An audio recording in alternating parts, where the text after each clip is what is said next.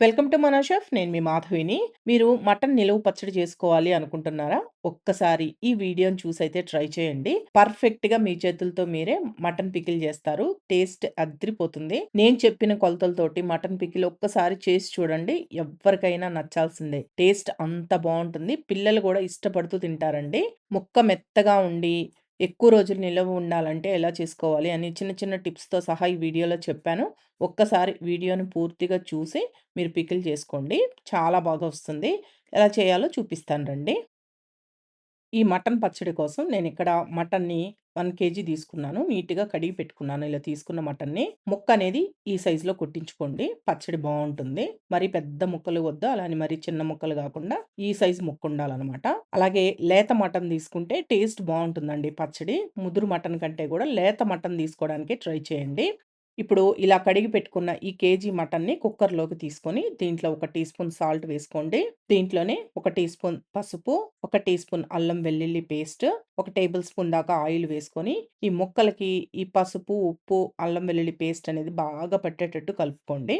అలాగే ఇక్కడ అల్లం వెల్లుల్లి పేస్ట్ అనేది ఫ్రెష్‌గా దంచుకున్నదే వేసుకోండి. అప్పుడే పచ్చడి టేస్ట్ బావుంటుంది.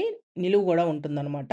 మీరు స్టోర్ చేసి పెట్టుకున్న అల్లం వెల్లుల్లి పేస్ట్ కాకుండా ఫ్రెష్‌గా చేసుకొని వేసుకోవాలి. ఇప్పుడు నేను ఇలా మొత్తం కలుపుకున్న తర్వాత జస్ట్ ఒక పావు టీ గ్లాస్ కంటే గూడా కొద్దిగా తగ్గించి నీళ్లు పోసుకుంటున్నానండి. అంటే ఒక 2, 3 టేబుల్ స్పూన్ల దాకా వేసాను అంతేను. ఈ నీళ్లు గూడా పొయ్యాల్సిన అవసరం లేదు మామూలుగా అయితే. మటన్‌లో మనకి నీళ్లు ఊరుతాయి. ఆ నీళ్లతోనే ఉడికిపోతుంది మటను. కానీ నేను లైట్‌గా నీళ్లు పోసాను. ఇలా నీళ్లు కూడా పోసి కుక్కర్‌కి మూత పెట్టేసి డైరెక్ట్‌గా స్టవ్ పైన పెట్టి కుక్కర్‌ని ఫ్లేమ్‌ని మీడియం ఫ్లేమ్‌లో పెట్టుకొని 5 విజిల్స్ రానివ్వండి. ఇప్పుడు ఆ మటన్ ఉడికేలోపు వేరొక స్టవ్ పైన పాన్ పెట్టుకొని దీంట్లో 4 లవంగాలు, 1 ఇంచు దాల్చిన చెక్క, 2 యాలకులు, 1 టేబుల్ స్పూన్ ధనియాలు వేసుకుంటున్నాను. లేదా మీరు ఒక 2 టేబుల్ స్పూన్ల దాకా అయినా వేసుకోవచ్చు. నేను ఒక హాఫ్ టేబుల్ స్పూన్ ధనియాలు తగ్గించి వేశాను. ఒక టీ స్పూన్ మెంతులు, ఒక టీ స్పూన్ జీలకర్ర, ఒక టీ స్పూన్ ఆవాలు వేసుకొని వీటిలన్నింటినీ కలిపి లో ఫ్లేమ్‌లో పెట్టి దోరగా వేయించుకోవాలి. ఏవి మాడకూడదండి. మాడాయి అంటే టేస్ట్ మారిపోతుంది మీకు. మాడకుండా దోరగా వేగనివ్వండి. అలాగే ఈ మసాలా దినుసులు లైట్‌గా వేసుకుంటేనే పచ్చడి టేస్ట్ బావుంటుందండి. మరీ ఎక్కువైపోయాయనుకోండి టేస్ట్ అంత బావుండదు పచ్చడనేది. నాన్ వెజ్ పికిల్స్‌కి ఎప్పుడు లైట్‌గా ఉండాలి మసాలా ఫ్లేవర్ అనేది. కొంతమంది ఆ మసాలా ఎక్కువ ఘాటు ఎక్కువ ఇష్టపడుతూ ఉంటారు గదా! అలాంటి వాళ్ళు ఈ దాల్చిన చెక్క, లవంగాలు, యాలకులు ఇంకొన్ని ఎక్కువ వేసుకొని చేసుకోండి. కానీ లైట్ ఫ్లేవరే బావుంటుందండి. చూసారు గదా! ఈ విధంగా దోరగా వేగాలనమాట. ఇలా వేగిన తర్వాత వీటిలన్నింటిని మిక్సీ జార్‌లోకి తీసుకొని మెత్తటి పౌడర్ లాగా గ్రైండ్ చేసుకోండి. చూడండి ఈ విధంగా గ్రైండ్ చేసుకోవాలి. ఇలా గ్రైండ్ చేసుకున్న ఈ మసాలా పొడిని పక్కన పెట్టేసుకోండి. ఇప్పుడు నేను కుక్కర్‌కి మూత తీసి చూపిస్తున్నాను చూడండి. 5 విజిల్స్ వచ్చి ప్రెషర్ మొత్తం పోయిన తర్వాత నేను మూత తీసి చూపిస్తున్నాను మీకు. కొద్దిగా నీళ్లు మిగిలాయి చూడండి. మీరు నీళ్లు పొయ్యకపోయినా గాని మటన్‌లో నుంచి నీళ్లు ఊరతాయన్నమాట. మటన్ గూడా బాగా ఉడికింది చూడండి నేను చూపిస్తున్నాను. ఈ విధంగా ఉడకాలి మటన్ అనేది. ఒకవేళ మీకు ముదురు మటన్ అయ్యి సరిగ్గా ఉడకలేదు అనిపిస్తే ఈ కుక్కర్‌ని మళ్ళీ డైరెక్ట్‌గా స్టవ్ పైన పెట్టేసి 3, 4 విజిల్స్ ఎక్స్‌ట్రా రానివ్వండి. ఉడుకుతుంది బాగా. ఇప్పుడు ఈ మటన్‌లో నీళ్లు మిగిలాయి గదా!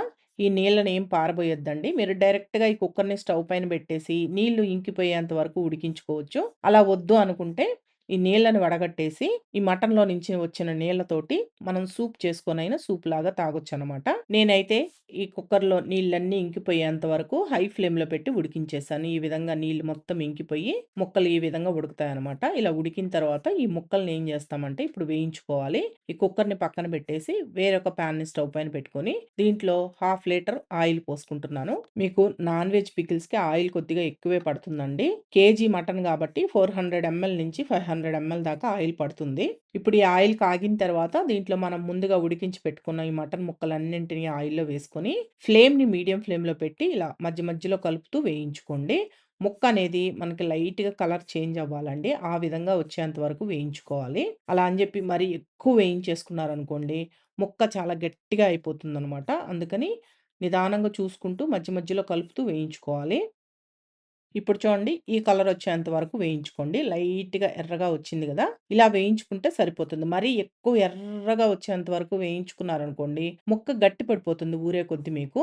బాగా గట్టిగా అయిపోతుందనమాట. అందుకని ఈ కలర్ వచ్చేంత వరకు వేగిన తర్వాత వీటిలన్నింటిని ఆయిల్‌లో నుంచి తీసేసి ఏదైనా బౌల్‌లో వేసి పక్కన పెట్టేసుకోండి. ఇప్పుడు ఆయిల్ మిగిలింది కదా! ఇదే ఆయిల్‌లో ఒక టీ స్పూన్ ఆవాలు, ఒక టీ స్పూన్ జీలకర్ర వేసుకొని, ఆవాలు చిటపటలాడేంత వరకు వేగనివ్వండి. ఈ ఆవాలు వేగేటప్పుడే దీంట్లో ఒక 4, 5 ఎండుమిరపకాయలను గూడా వేసి వేయించుకోండి. అలాగే దీంట్లోనే ఒక వెల్లుల్లి గడ్డను తీసుకొని ఇలా పాయలుగా విడదీసి వేసుకుంటున్నానండి. కొంతమంది కచ్చా పచ్చగా దంచి వేసుకుంటారు. అలా అయినా వేసుకోవచ్చు. ఈ వెల్లుల్లిపాయల్ని బాగా వేగనివ్వండి. ఇప్పుడు ఈ వెల్లుల్లి వేగిన తర్వాత దీంట్లో ఒక 2 రెమ్మల కరివేపాకు కూడా వేసుకొని వేయించుకున్న తర్వాత, అల్లం వెల్లుల్లి పేస్ట్ వేస్తున్నాను. 3 టీ స్పూన్లు అల్లం వెల్లుల్లి పేస్ట్ వేసుకుంటున్నాను. ఆల్రెడీ నేను ఒక టీ స్పూను మటన్ ఉడికించేటప్పుడు వేసుకున్నాను గదా! ఇంకొక 3 టీ స్పూన్లు వేశాను. అంటే మొత్తం మీద 4 టీ స్పూన్లు అల్లం వెల్లుల్లి పేస్ట్ వేశాననమాట. ఈ అల్లం వెల్లుల్లి పేస్టు బాగా వేగాలండి. ఫ్లేమ్‌ని లో టు మీడియంలో పెట్టి బాగా వేగనివ్వండి. అంటే లైట్‌గా ఎర్రగా వేగాలి. అలా వచ్చేంత వరకు వేయించుకోండి. ఇప్పుడు చూడండి అల్లం వెల్లుల్లి పేస్ట్ కూడా వేగిపోయింది. ఈ విధంగా వేగితే సరిపోతుంది. మరి మాడిపోయేంత వరకు వేయించుకోమాకండి. ఇలా వేగిన తర్వాత స్టవ్ ఆఫ్ చేయండి. స్టవ్ ఆఫ్ చేసిన తర్వాత మనం ముందుగా వేయించి పక్కన పెట్టుకున్న ఈ మటన్ ముక్కలన్నింటిని ఆయిల్‌లో వేసుకొని ఒకసారి కలుపుకొని ఆరనివ్వండి. ఆరిన తర్వాత మనం మిగతావన్నీ కలుపుకుంటే బావుంటుంది. వేడి మీదే కలిపేస్తే కారం అనేది రంగు మారుతుంది.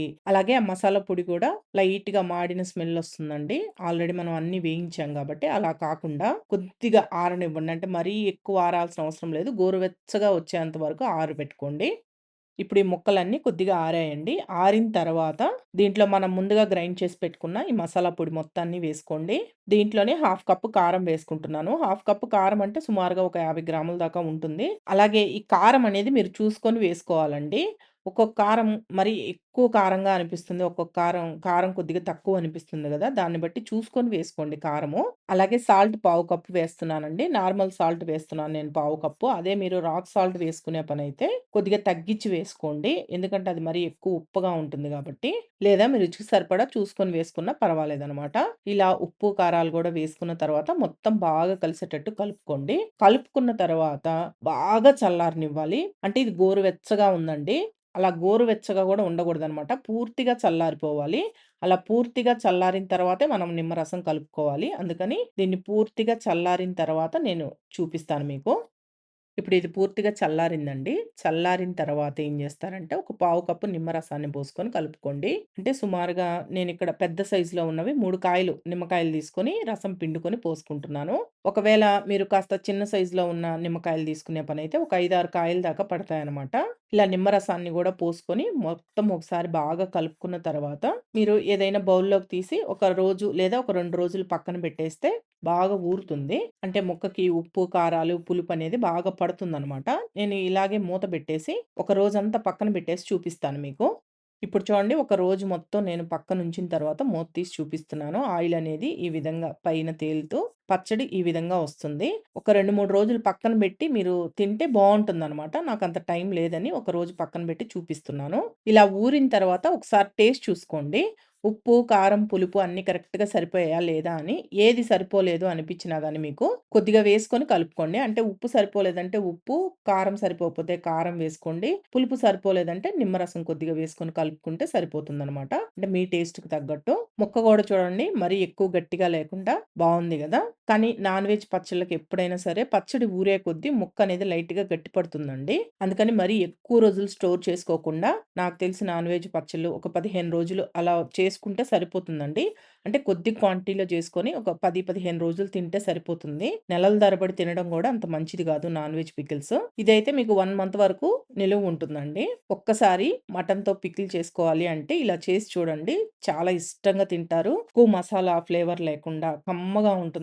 ఒక్కసారి ట్రై చేయండి. వేడి వేడి అన్నంలో కలుపుకొని తింటే సూపరుంటుంది. ఎప్పుడైనా కూర చేసుకోలేనప్పుడు అలాంటప్పుడు కొద్దిగా ఈ పచ్చడి వేసుకొని తినేయొచ్చు. ట్రై చేసి టేస్ట్ ఎలా ఉందో నాకు కామెంట్స్‌లో చెప్పండి. ఈ వీడియో మీకు నచ్చితే మన షెఫ్ ఛానెల్‌ని సబ్స్క్రైబ్ చేసుకోండి. లైక్ చేయండి, షేర్ చేయండి, కామెంట్ చేయండి.